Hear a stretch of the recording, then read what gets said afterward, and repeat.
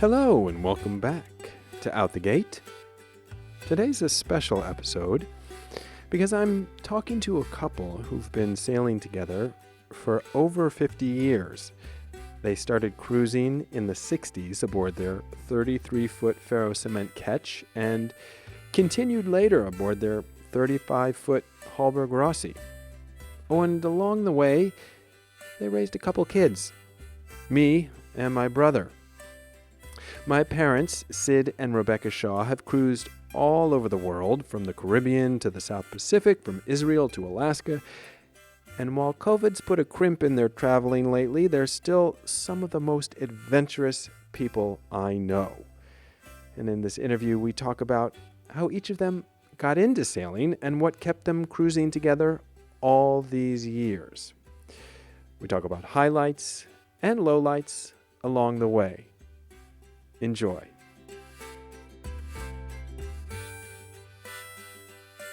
First, I just wanted to start by saying thank you for introducing me to sailing and making me aware that with a small boat and a small budget, you can really explore the world and have a lot of adventures, meet interesting people, and it opens up a lot of doors and gives you perspective that you wouldn't get any other way. I grew up sailing because of you guys. I'm going to start it like I do most podcasts and ask you to each introduce yourself. I'm Sidney Shaw. I came to sailing later in life. I was in the Navy, met a radio astronomer from India who was working at Caltech, who was a relative of a roommate that my brother had in graduate school. And because I had sailed a 16-foot dinghy on a lake in Virginia where I was living, or on the Potomac River outside of Washington, I was one of the people he felt that knew more about sailing than anyone else he knew, which was quite unusual and an understatement. But anyway, he had a dream of sailing around the world. When he would come to Washington for meetings, we would get together and talk about the perfect boat and what equipment to take on a trip around the world. This was rad. What was his full name? Venkatamaran Radhakrishnan. Sounds a lot like catamaran, but we sailed on a trimaran. And his father was the only Indian to have a Nobel Prize in physics. Rad was rather brilliant. He was a professor of radio astronomy at Caltech, even though he had only a bachelor's degree. At any rate, as things evolved, he decided that the perfect boat to sail around the world would be a trimaran designed by Arthur Piver, who was one of the two preeminent yacht trimaran designers. Ultimately ended up having a 35-foot trimaran built by Cox Marine in England for about $10,000. This was 1963 probably that he placed the order. He asked two other colleagues if they wanted to join him in sailing to Australia, where he had a job waiting for him.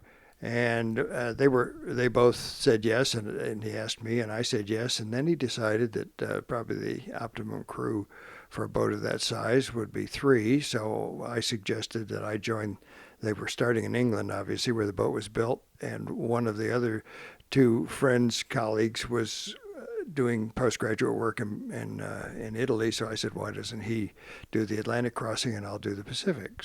But before we jump into that story about you crossing the Pacific, let's go back to how your very first sailing. How did you actually get introduced to sailing? Do you remember the first time? Well, I grew up in the 40s in Chicago. I lived only about 5 or 6 blocks from Lake Michigan, but because of the polio scare, we could never go to the beach, and so I never really learned to swim.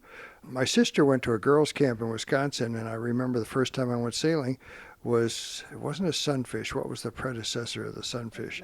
But anyway, I was scared to death because I knew I couldn't swim, but that was my first sailing experience. At your sister's camp? At my sister, it was post-camp for families. And then I guess I never sailed. When I graduated from the University of Rochester and on a Navy scholarship, I had a commitment to serve 4 years in the Navy, and I was assigned to work for Admiral Rickover in Washington. I lived in a house, and one of the chaps who lived in the house had a Lightning which he kept at the sailing marina just south of the airport in Washington. And so I sailed with him On the Potomac River on there. the Potomac River. And I had a colleague in the office in the Navy who had gone to Cornell and had a 25-foot sailboat on Lake Cayuga. Somehow he got it to Sandy Hook in New Jersey and asked several of us if we would help him sail the boat from Sandy Hook down to the Chesapeake Bay in legs. And so that was, my first offshore experience. What prompted you to do that? It's significantly different than sailing in I don't know, small it just boat. it appealed to me, but it was only a 25-foot boat. It was, as you know, the trip down the East Coast and up the Delaware Bay is filled with bugs and everything else. It wasn't a really great trip, but still it whetted my interest. Mom, what's your first memory of sailing? Well, I spent every summer of my life in the Adirondacks on a lake. We did not have sailboats.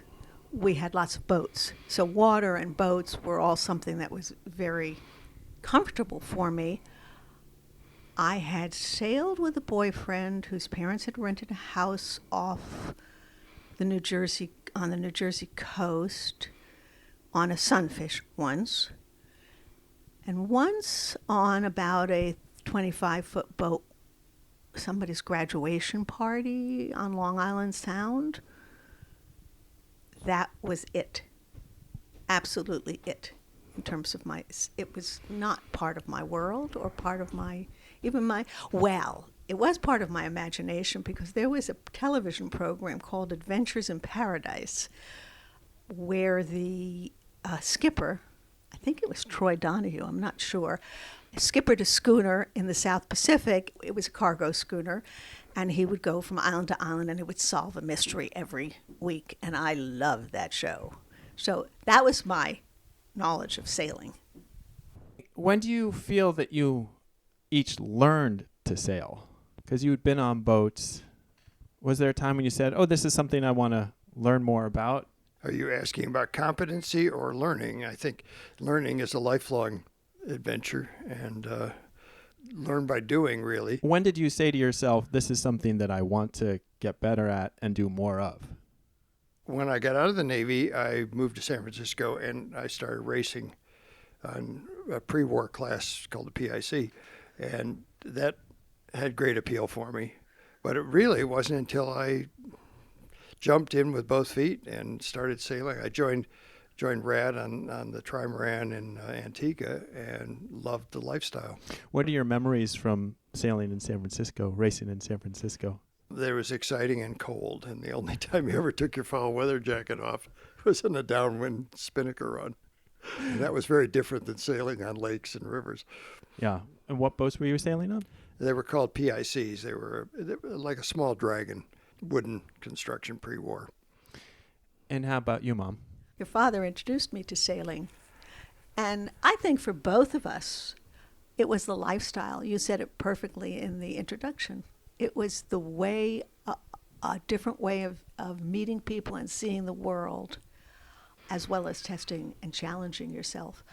When Dad came back from his South Pacific sojourn, which was about 2.5 years. 2 years. I met him about 6 months after he returned. We were married 15 months later. He had his first real job, up the ladder career job, right? Right. At a wonderful ocean engineering company. But by the time we were married, the company something had changed. It had become too corporate, and all the really interesting oceanographers and geologists and geographers or what engineers were leaving. So I said to Sid, well, if you have to look for another job anyway, why don't we look for a boat and go sailing before we have children? Because one of his appeals, the appeal of him, introduced to me by his sister-in-law as a cautious adventurer, and I really was intrigued by this cruising lifestyle. So we decided, we were married in May, and in New Year's Eve, December 1969, we toasted with beer that we were going to buy a boat and go cruising. And he bought me a 10-foot sailing dinghy. I could never find what it was, what class it was. It was called a Telstar. Telstar, yeah. But Well, Voices and we were never had it. living in Palm Beach at the So time. he would take me out. Luckily, he couldn't get in the boat with me. It was too small. So he'd stand on the shore and yell at me. And I learned basics, the very basics of sailing. But my real learning to sail was really not until we took off on our first offshore Well, passage. as you know, Ben, there's sailing and there's all the techniques and concerns that are involved in that, but there's also a lifestyle, and that's what really appealed to us both, I think. And it was a way to travel, but even more important, it was the people you meet and the sense of satisfaction that comes from accomplishing a voyage.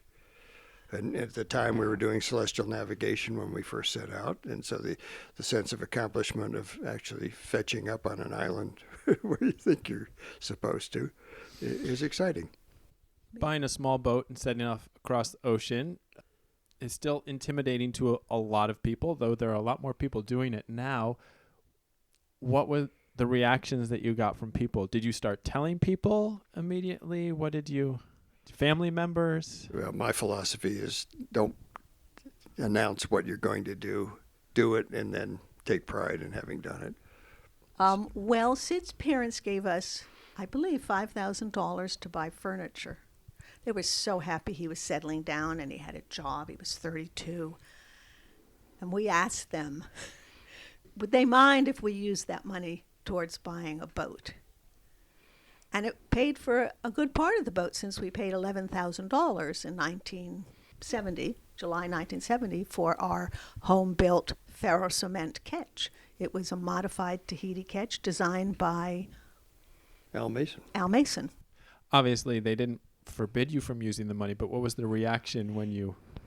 Well, Sid had Ask been them. pretty independent from them, and they were proud of what he had done. I think the thing with them is they didn't know what the risks were.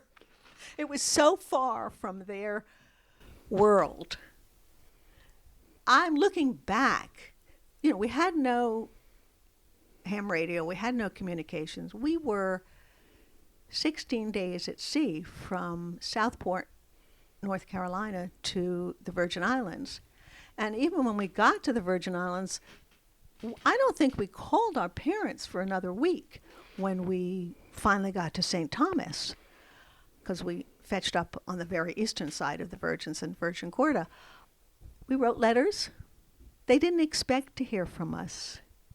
Now, as a parent, when you were off cruising, I would run home every day at 3 and listen to the ham radio to hear you talking to Herb, getting weather as you were offshore, but you didn't know that.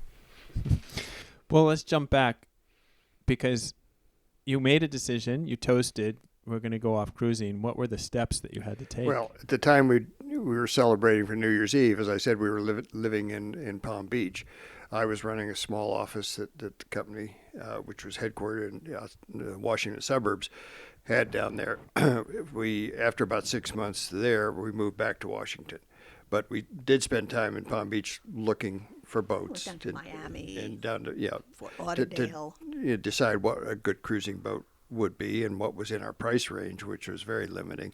So we moved back to Washington and shopped the Chesapeake Bay area for boats and looked at quite a few boats. As I said, fiberglass was very new at the time and very expensive.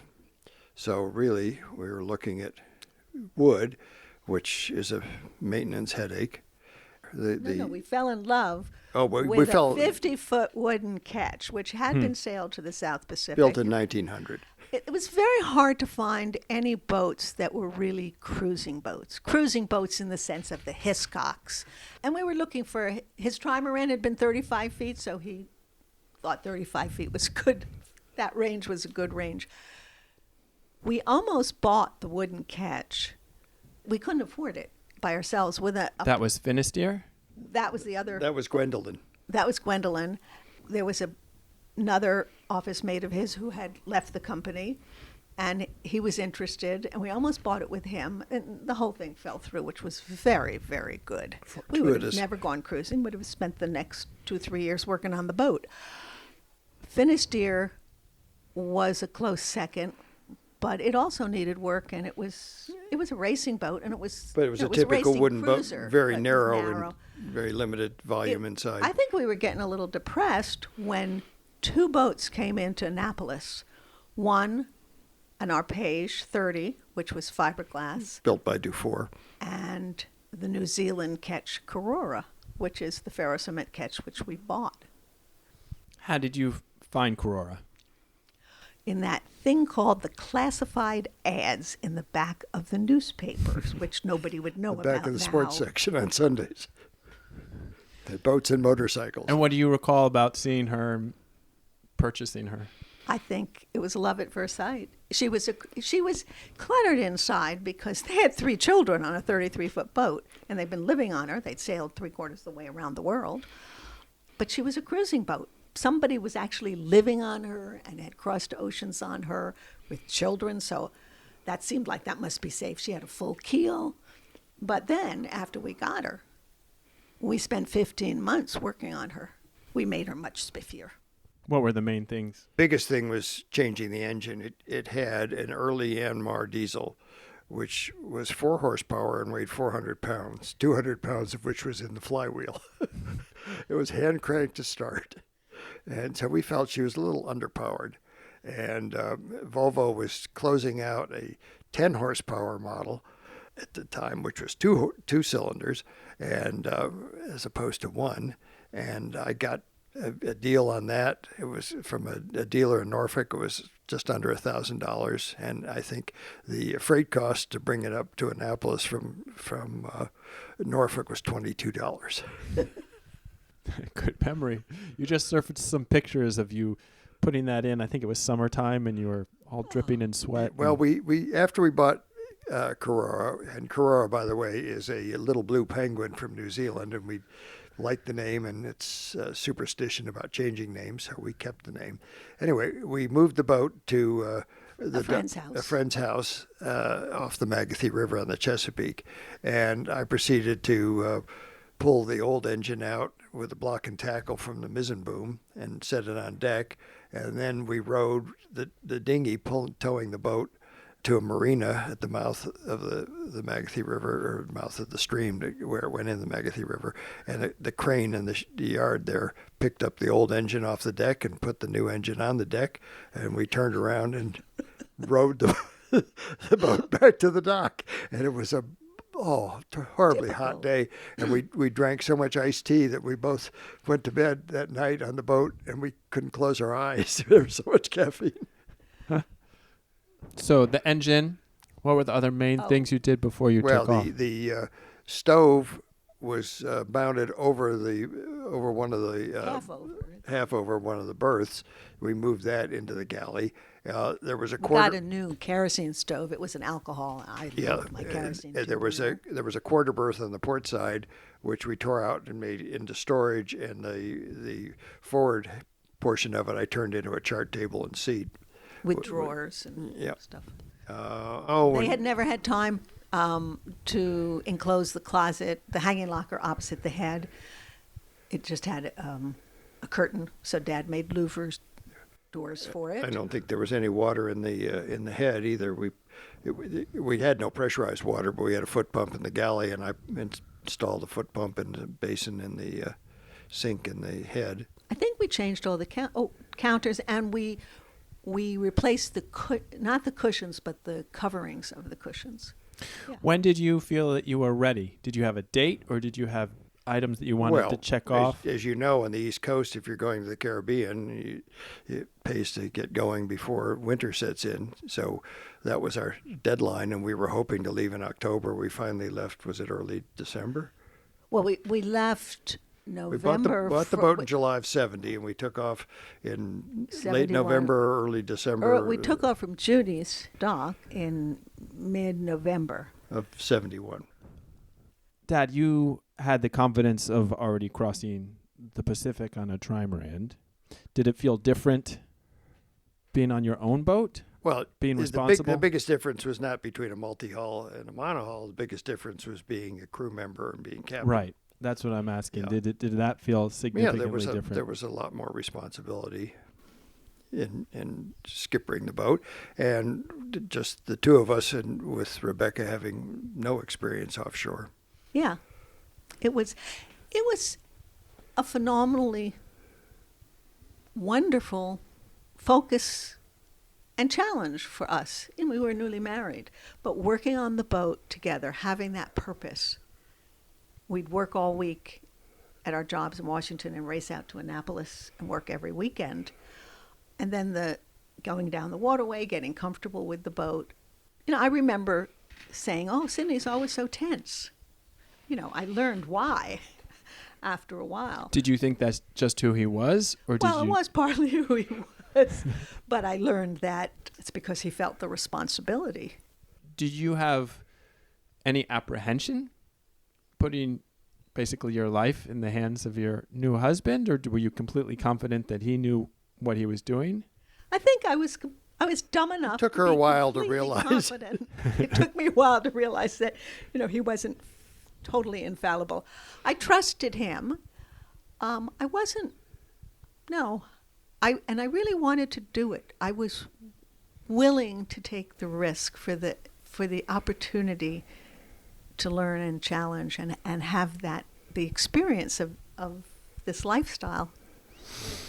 I'd love to ask you about that first passage. Were there moments when you said, "Why the hell am I doing this?" I mean, you had sailed and you knew the highs of it and the lows of it.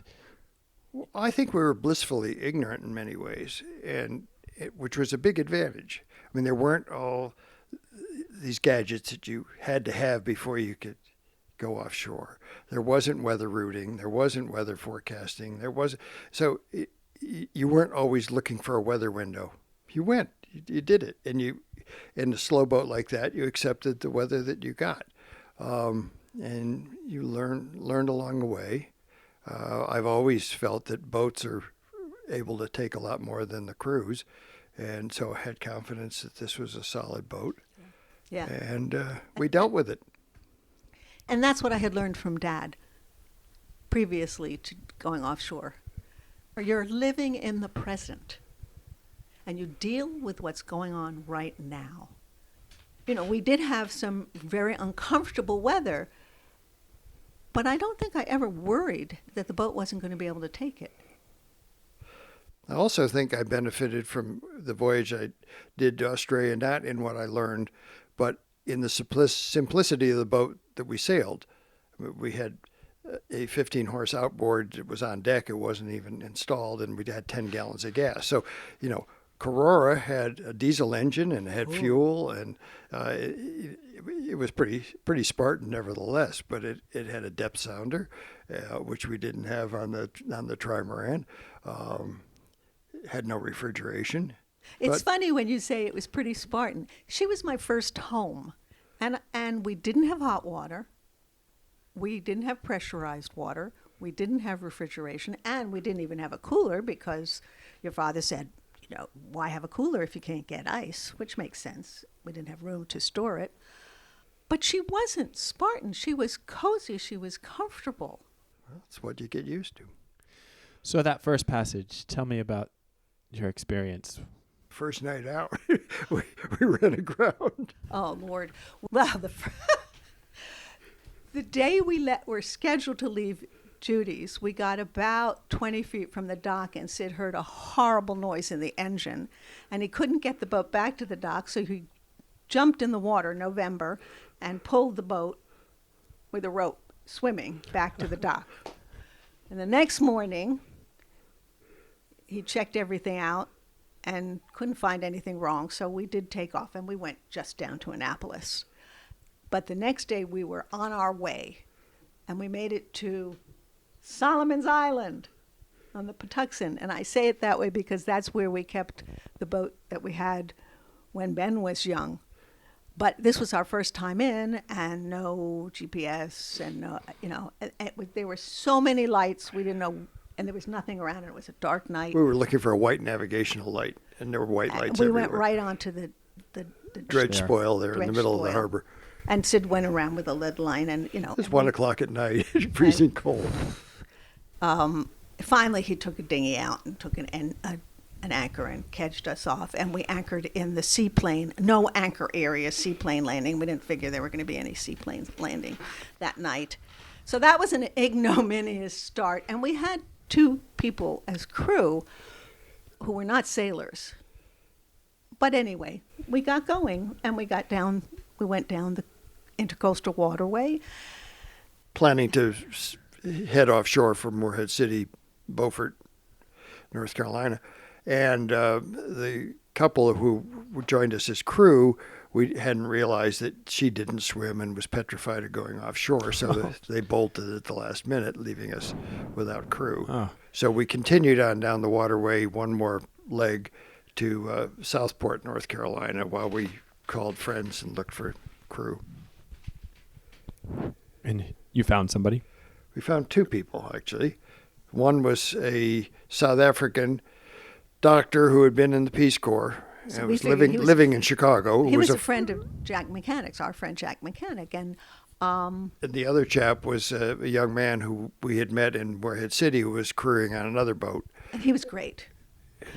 The first week was wonderful because Albert, the South African, was constantly taking samples from the water and cooking up the little shrimp and very The interesting. sargasso weed and taking the little shrimp and critters it was out of it. glorious.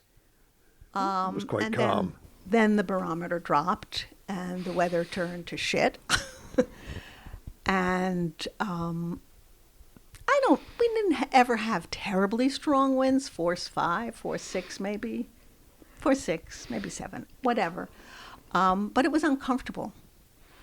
And Albert obviously was not comfortable and was afraid, and he started really picking on Brian, the other crew, who was a really helpful person in terms of sailing. And Albert was always calling Sid, he never knew what to do. So that was kind of difficult. But I personally found it a challenge. The challenge for me was, can I make food for all of these people in this kind of weather?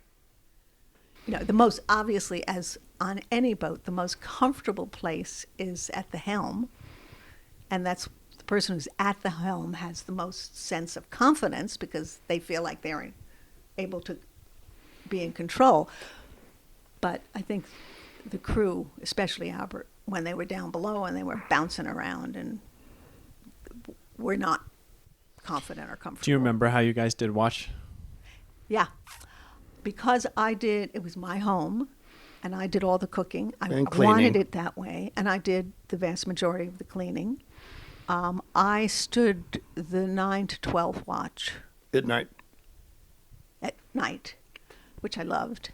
And they rotated. They did 3-hour watches so that everybody could have different times. And during the day, we were pretty casual. We did have a very rudimentary self-steering gear, which is made out of a bicycle sprocket and a bolt and a trim tab on the back of it. It was a double-ended boat with a stern-hung rudder, and so the trim tab was on the back of the rudder. It worked, though. And it did work. Sort of. And so how long was that first passage down to the Virgins? I thought 14. I think Rebecca says it was 16 days. 16 days. One of the reasons we're having this conversation is because you guys just recently went back through all of your old logs and notes and photos and put together a book about this, so your memories are a little fresher. Correct. That's how I know how Were there many days it was. any surprises, any recollections that you'd forgotten going back over that material about? Vast number that were rekindled, it's 50 certainly. years. 50 years ago, yeah. And the interesting thing was the day before we made landfall in the Virgin Islands, we did have a HF radio transmitter which preceded the VHF, so it had a little longer range. And I had a friend who I'd met in Tahiti on my way to Peter Munch on my way to Australia, and we had lived together in Australia and hung around together when I came back to the States, and he was back on the East Coast. Anyway, he was in the process of operating a 75-foot ketch as a charter boat in the Virgin Islands, and so we reached him by radio the day before we got in, and that was exciting. And then that was later very in the exciting. afternoon, I I can't remember if it was a sun line or a moon line, but I was using both of them and advancing lines of position to get a fix. And I said to Rebecca, we're heading straight for Anegada if my fix is correct. Anegada being the northernmost and the only low-lying Virgin Island. Mm-hmm. And so I climbed the ratlins up the mast, and sure enough, dead ahead of us was land, which we could easily have run into. It was probably 2 PM or something. We were fortunate. So the navigation was good. We altered course. Well, we hove to for the night. Well, took but then we showers. got close within a few miles of the Virgin Gorda, and we just hove to for the evening, and it was Beautiful a delightful night. And then it was daylight in the morning. We went in through the pass into Gorda Sound. into Gorda Sound. And Pete and his wife Kenny had charterers aboard, so they'd had They this arrived shortly fabulous, thereafter. meal, and Pete just came over with our mail and cold milk, cold beer. Leftover leftover New Year, Christmas roast Eve roast duck. duck. It was quite a welcome. That sounds lovely. What were the feelings of having accomplished that first? Fantastic. Yeah. Yeah. We were. We were on a high. really Of course, the high was mitigated somewhat by Albert. Now, this was Christmas Day. Albert insisted he wanted off the boat. Well, there's nothing going on in the We Virgin hadn't Islands. cleared in. We We hadn't- were on an island off of Virgin Gorda, and I ended up borrowing a dinghy that had a Seagull engine to take him ashore on Virgin Gorda proper, where there were at least people living. And we got about a third of the way to to the landing where we were going, and the engine quit. And I said, Albert, you want to go ashore? You row, and he did. As you said, that was 50 years ago, and you guys have been cruising together on different boats ever since. Mm-hmm. Well, you sailed on Kurora for...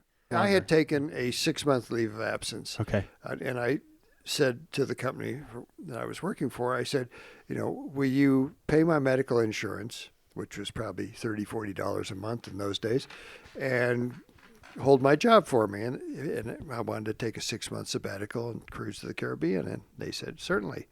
And so as in June, we were working our way back along the East Coast to home, and we were not at all ready to give up the cruising lifestyle. After how far south had you gone in Grenada. your... Grenada. Grenada was okay. as far south as we went. Okay. And in Grenada, we met. That's when our real cruising experience began, because we met Sandefjord, South African. She was a converted. Sid had met them. Lifeboat, right? Yeah, it was a Colin Archer designed Oh, yeah. Norwegian lifeboat. Sid had met them in Sydney. And I'd heard all about them, and they had made a movie about their trip around the world. And now it was one of the owners and his wife and his 2 children who had sailed from South Africa to Rio, I guess. Yeah, And the then boys were just your girls' Your girls' age at those. age. Mm-hmm. Or 4 and 6. And we met them, and we cruised with them for the rest of the time, including up to Noank, Connecticut. And through them and with them, we had the real cruising experience, meeting all kinds of interesting people and just going where we wanted, when we wanted. Because initially, when we got to the Virgins, we had made a big mistake. We had invited everybody we knew to join us. Yeah, and you were we- mentioning that the other day, that you had we invited ran a friends and nonprofit family. charter machine with 24-hour turnarounds. It was very nice to see everybody, but it wasn't cruising. That was one of a big thing we learned in terms of going cruising. And the other thing was, his dad said he doesn't believe you should make grand pronouncements and I'm going to do this, do this. You can decide in your own head what you're going to do, but you take it step by step. So also he didn't know how I was going to do and if I was going to freak out at sea or whatever. So when we got to the Virgin Islands, everything had been, the focus and the purpose had been getting the boat in shape and ourselves knowledgeable enough to go Making that offshore passage, yeah. and make the passage. And we got there, and there was this wonderful elation, and then there was a letdown. A deflation, yeah. Mm. What now? But what happened was, what now was, oh, Sid's sister's coming. Oh, my parents are coming. Oh, Sid's brother's coming. We couldn't go where we wanted to when we wanted to. Yeah. And it took us years to learn that other Oh, wow. axiom of cruising is if people are meeting you, you say, we can tell you a place or a time, but not both, to meet. That is really, really important. You were telling me just last night you had some friends meeting you, and you were trying to lay an island to windward and were unable to and had to let them know. Yeah, and we had no way of communicating with them. So we needed to get somewhere, since we weren't going to get to Martinique where they thought, or St. Martin's, I can't remember, Martinique. where they thought they were going to meet us. We needed to get somewhere by the day that they would be leaving Boston so that we could let them know that we weren't there. Right. It all worked out fine. Now, part of it was getting comfortable with the boat. And you guys have a story of getting comfortable with yourselves on the boat about you finally felt comfortable to leave the boat anchored for a night. Oh. Well, yes, this was when we had a break in visitors. And so we had, I don't know, 4 days off or something. And it coincided with, our friend Peter Munch's charter schedule. He had a week off.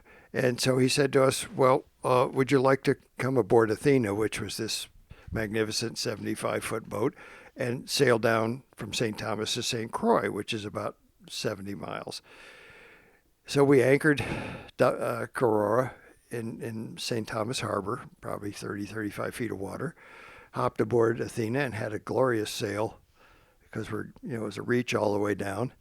Relaxed because you're not having to sail. Relaxed. We had Kenny Munch, his wife was a great cook, and we had a lovely dinner, and we drank talked until about 1 o'clock in the morning. And Rebecca was saying to Pete, well, Sid's awfully tense. This is the one thing I didn't expect on this trip. And Pete says, well, I'm always tense too with the responsibility of the skipper. He said, but, I act nonchalant with a drink in one hand and a cigarette in another. Anyway, we went to sleep and slept like babies because the noises that I was hearing didn't bother me, didn't have to worry about anything.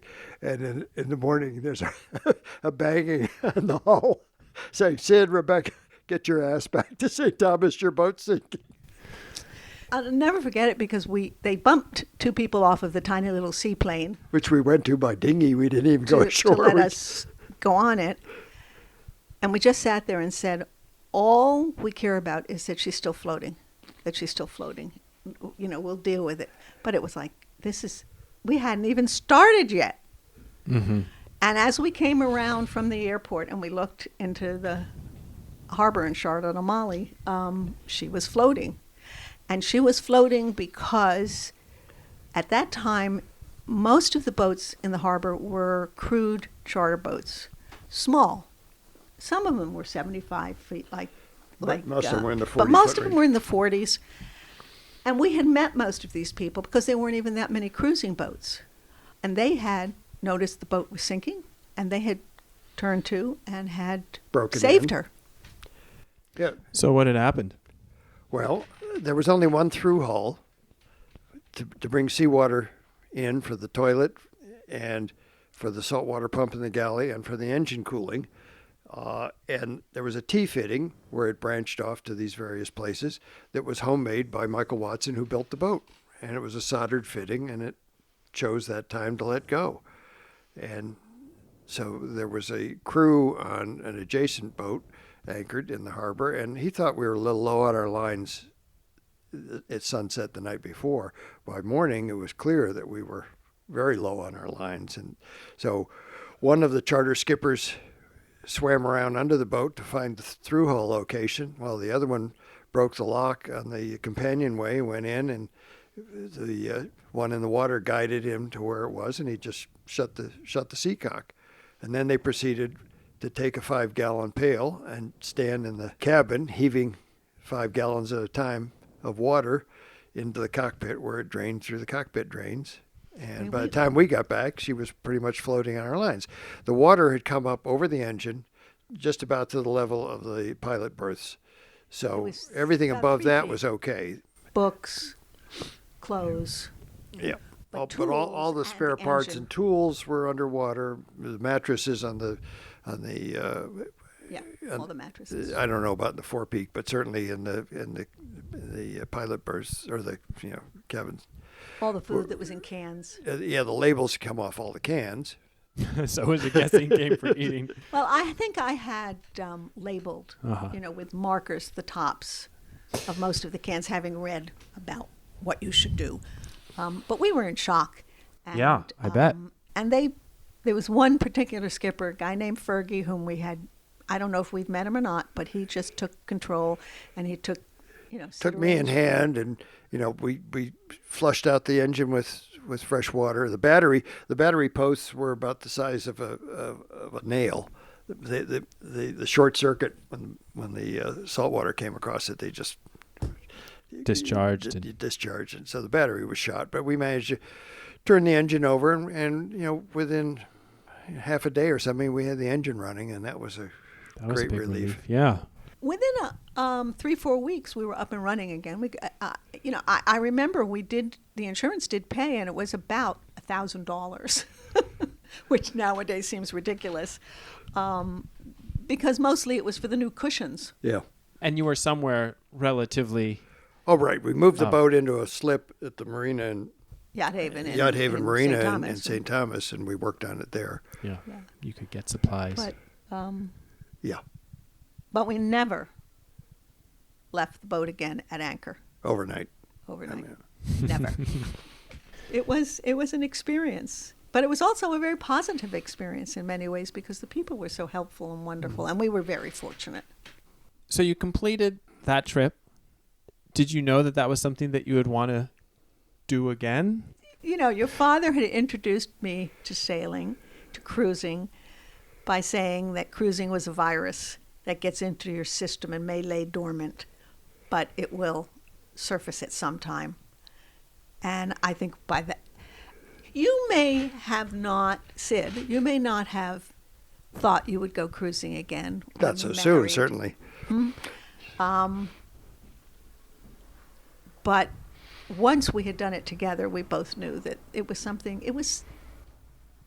we really enjoyed working together as much as we bickered. And Yeah, talk about that a little bit about you said you were newly married. This was a new relationship. How did it change your relationship that year and a half of sailing together? I think it gave us a focus and a purpose, working together, and we learned how to work together. It was challenging. We were very much on our own because certainly at sea on a passage, but even in harbor, it was the two of us as a team. In fact, we've said that with COVID, of course, we've been extremely fortunate. We're retired. We don't have the financial worries that other people have. We don't have the children to have to worry about.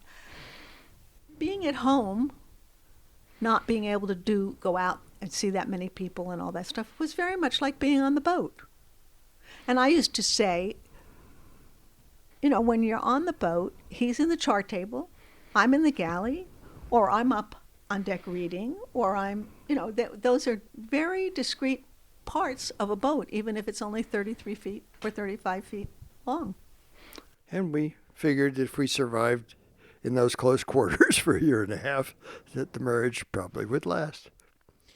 So when you swallowed the anchor and were back on shore, and not long after having children, me and my brother 3 years later, how did that manifest It's funny itself? because we kept talking about when would it be the time to get a boat? It's not the time to get a boat. So finally, when John was about 6, we were really feeling like what happened with Karora was she was not a boat for the Chesapeake Bay. She was much too heavy, but obviously both of us kind of wanted it, and we had just decided no, it was too soon. John was 6 and you were 9. Yeah, we When concluded. For some reason, your father looked in the classified ads. And there was small advertisement from somebody who was looking for a partner to share a boat. And I could tell from the telephone exchange back in the days when they meant something that he was in the Arlington Falls Church area. So I gave him a call. And he had spent the prior year with another potential partner looking for a boat, and they never could agree on one. He and I went out, and the first boat we saw was a lovely little Dufour 29 that was a couple years old.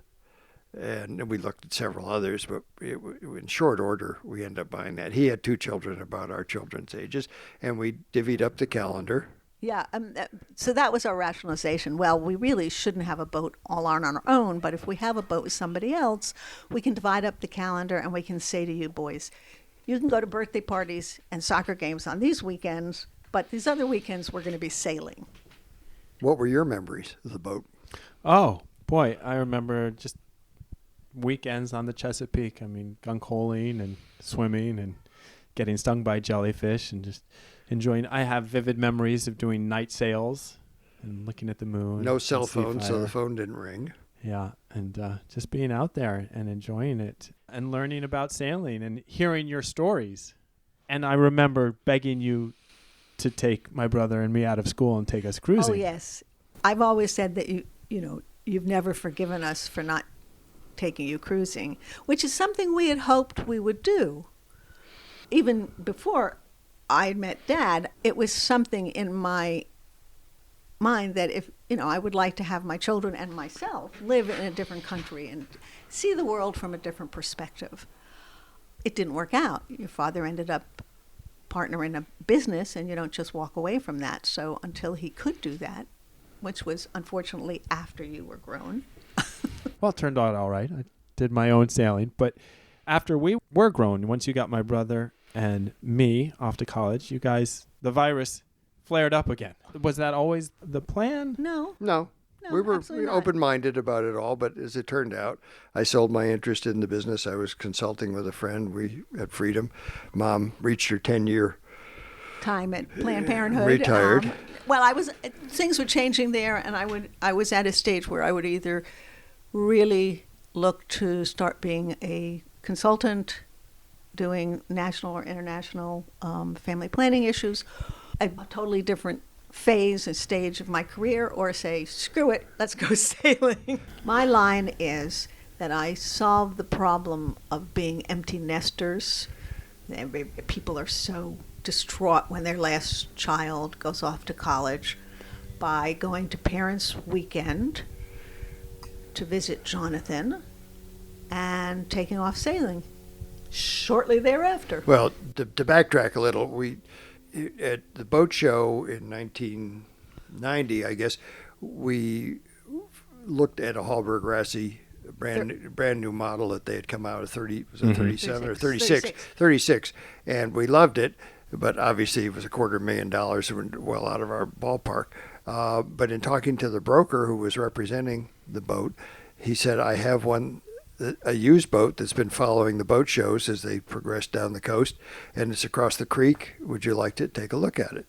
And we went over, and that was Dafka, and we fell in love with it. And we went. That was Thursday, and Friday. We then we went out to dinner with our good friends, and Bob said, "Well, if you don't buy it, I will." So Dad took you guys. So I took you out of school Friday. and got your stamp of approval, and we made an offer on it. Then we had to decide, having bought the boat and all, did we still really like and were we up to the cruising lifestyle? So Yeah, talk about that a bit. What were your doubts and fears? It had been 20 years since you had... we came back in 72. Well, it had been 20 years since we had been cruising, but we sailed on our boats in the Chesapeake, and we sailed the Arpege Seafire up to Philadelphia, And all chartered. the way up to, and we chartered down in the Caribbean. And Dad had taken Jonathan and sailed with our friend Phil from Moorea to Tonga. Yeah, and when then John- you had when joined was- Phil. And you had joined Phil. So, it was still part of our lives. And Sid, as we said, it sold his interest in the business, was consulting, but he wasn't feeling like I wasn't tied down or committed. tied down. In I guess it 92, we was- sailed to Bermuda as a In shakedown. 90, we said, well, let's start looking for a boat. Well, we expected it would take us for, a good long time to find the right boat.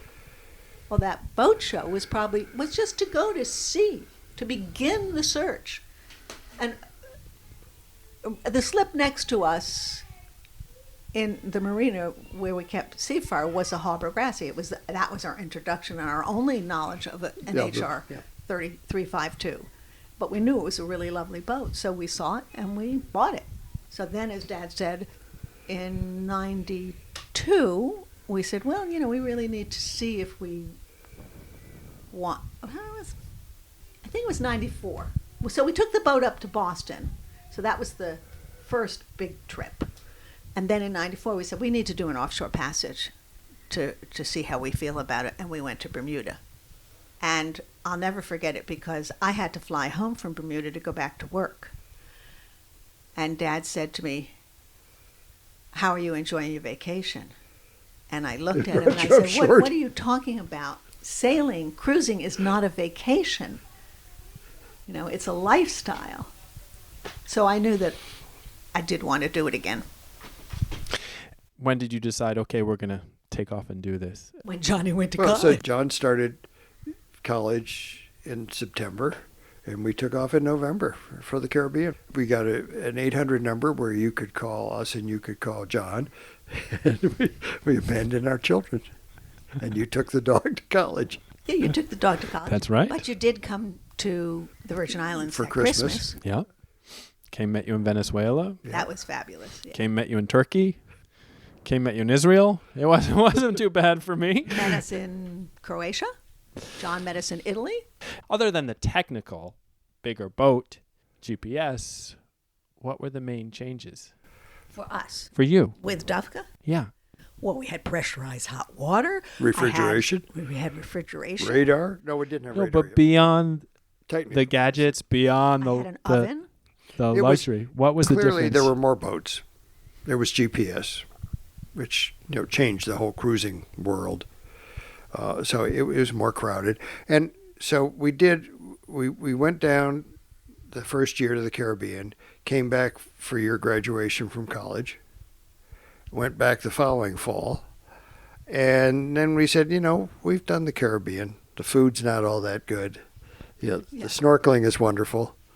The sailing is good, but let's have a little more interesting adventure. And that's when we decided that we'd cross the Atlantic. So we were down the season of 95, 96 that winter, and then 96, 97.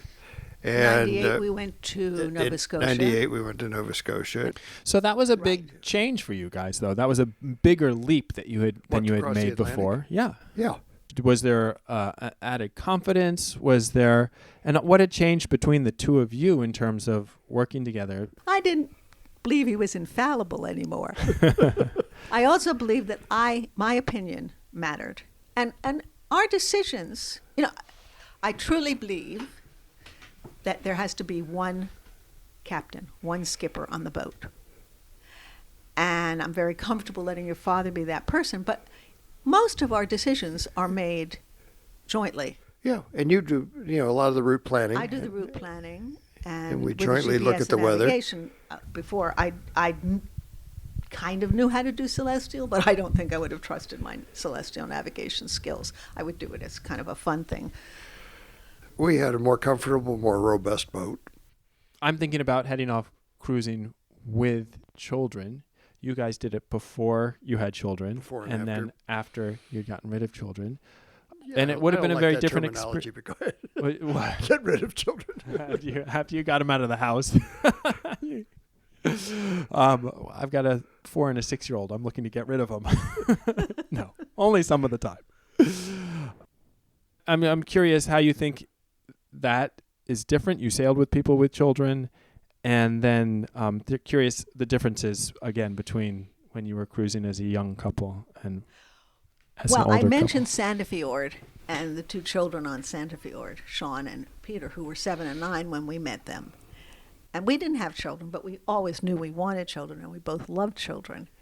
And in going back through our logs recently, there's a lot. I mean, one of them or the other would be sleeping on our boat, spending the night. Well, and Pete and Kenny had a 5-year-old daughter when we Yeah, we spent took time care with of them, her a and- couple and times she when they was- went off chartering. And we were always very impressed with the children we met cruising. They knew how to deal with adults. They were, Sean and Peter were needed on the boat. They couldn't sail that boat without those boys. So I think it's a wonderful thing, and I think it's a wonderful life for children and a wonderful experience to develop confidence, competence, and see other ways to live. I mean, especially now with all the electronic stuff. Not on boats, I mean in our society. Getting away from being able to get away from it. You guys have sold Dovka to Lauren and me. We brought her out to the West Coast, and I'm very grateful for that. We're excited to hopefully sail her for many more years. But when you look back, you're not done adventuring. I shouldn't say that you're done. Thank because you.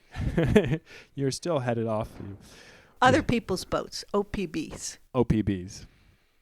Talk a little bit Well, about one that. thing I might add, Ben, is Uh-huh. that the anchorages have all gotten a lot more crowded. There are a lot more people out there cruising, Uh-huh. and that's what's driving the more adventurous people, the cruisers, to high latitudes, I think, always Mhm. looking for more adventure. But the cruising lifestyle remains the same. You know, when we started out, cruising boats were an anomaly, and people would, welcome you to their home and stuff.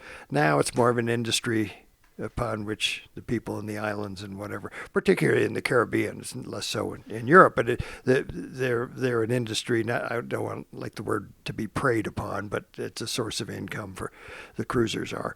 But still, it's the people you meet and the relationships you make, and email and electronic communications have made it so much easier to keep it in touch with these people. But I've got friendships that are 50, 60 years old of cruising folks, and they just keep popping up in the strangest places. And that is part of the real beauty and love of the whole way of life. Do you think it's the kind of people you meet? What is it in addition to just because you could make friends in any community in which you're on land? Well, part of it is you're overlapping maybe only for a day or two. So you cut through some of the song and dance that you do when you would meet somebody at a cocktail party or whatever. And obviously you don't make lifelong friends of everybody you encounter. Mm-hmm. There's lots of duds out there, and there are only a few But gems. But there's also that it's not, what's important is not how much money you have, not what you did in life, what your career was. It's whether you can fix your engine. I mean, whether, what their basic abilities and competence are. and that's how you relate who's to there people. for you when you need them to help you out or whatever. But also, in terms of cruising, it's not just the cruisers. Even now, you can meet and get to know locals if you, go beyond the volleyball games organized by the cruisers. Yeah, last year we went back to Venice and looked up a Venetian who worked as a croupier at the casino. Wonderful guy. He was a light plane pilot, did all sorts of things. But we were anchored in an unused canal in Venice in the early 2000s. 2004. And he and some of his friends came out actually to look at a different boat. But while they were putting around, they came over and we chatted and we became friends. And then 2 years later, we were back, and he arranged for us to dock in his little Lega Navale boat club. We were the biggest boat in the club, but that enabled us to leave the boat and visit some friends in Tuscany, and enabled us to take the bus and go into Venice. And last year, we went back with the Gannons, our friends and neighbors, and I think it was the high point of their visit to Venice when we had lunch with Vittorio, and he drove us around the Lido, so yeah. Well, I always finish up interviews by saying, what haven't we talked about that you want to mention? For me, it's been an integral part of our marriage, of our life. As I said earlier, a purpose, a joint focus and purpose for the two of us together. And I see a lot of our friends who are now retired, who have good marriages, have had lovely lives, good careers, each of them, but they're each retired from their careers, their children are grown, and they don't necessarily have a lot of things that they share. And this is the thread that we share. Well, there's the old adage that people in their waning days don't wish they had spent more time in the office. We could happily continue cruising. It's been a wonderful part of our life. Thank you so much. I really loved hearing these stories yet again, and hope other people enjoy them. So thank you. You're welcome.